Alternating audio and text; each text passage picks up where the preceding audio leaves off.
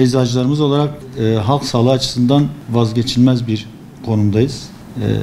Toplumun halk sağlığı açısından her zaman açık bir kapısı olarak eczacılarımız hizmet veriyor. 7/24 kesintisiz bir şekilde gün içinde gerekse gecelerin nöbetlerde eczacılarımız 7/24 hizmet vermeye devam ediyorlar. Bu anlamda bütün eczacılarımıza teşekkür ediyorum.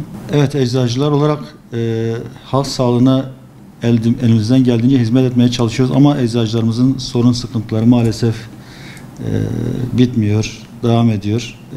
En basitinden halk sağlığını ilaç anlamında vatandaşlarımızı tedavi ederken ilaç yoklukları yaşıyoruz. Bu ilaç yokluklarının en temel sebeplerinden bir tanesi mevcut ilaç fiyat kararnamesi. Yani ilaç fiyat hükümetimizin, devletimizin, maliyemizin, Sağlık Bakanlığı'nın ilaç fiyat politikaları.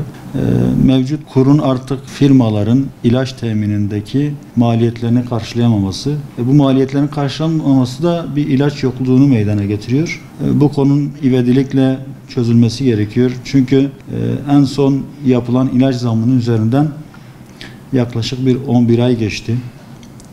Firmalarda ilaç beklentisi var. Tabii bu ilaç zammı her ne kadar eczacıyı ilgilendirmese de vatandaşımıza ilaç temin etmede bizi zor duruma sokuyor. Çünkü firmaların ilaç zam beklentisi var. Bu zam olmadıkça da eczanelerimize yeterli miktar ilaç sağlayamayacak duruma geliyoruz.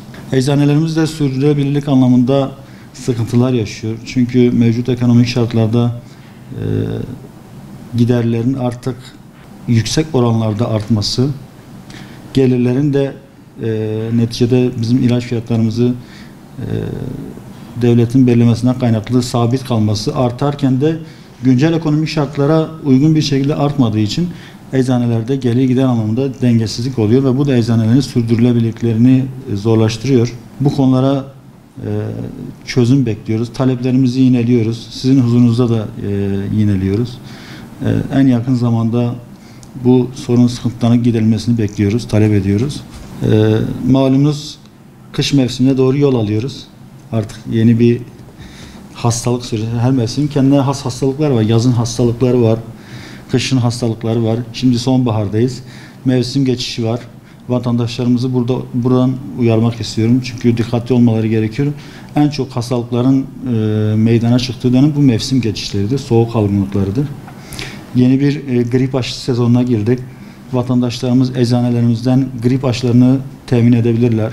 Grip aşıları eczanelere geldi. Özellikle yaşlı hastalarımız, kronik hastalığı olan hastalıklarımız, bağışıklığı zayıf olan vatandaşlarımız bu noktada grip aşılarını yaptırırlarsa hastalıklara daha zor bir şekilde yakalanırlar.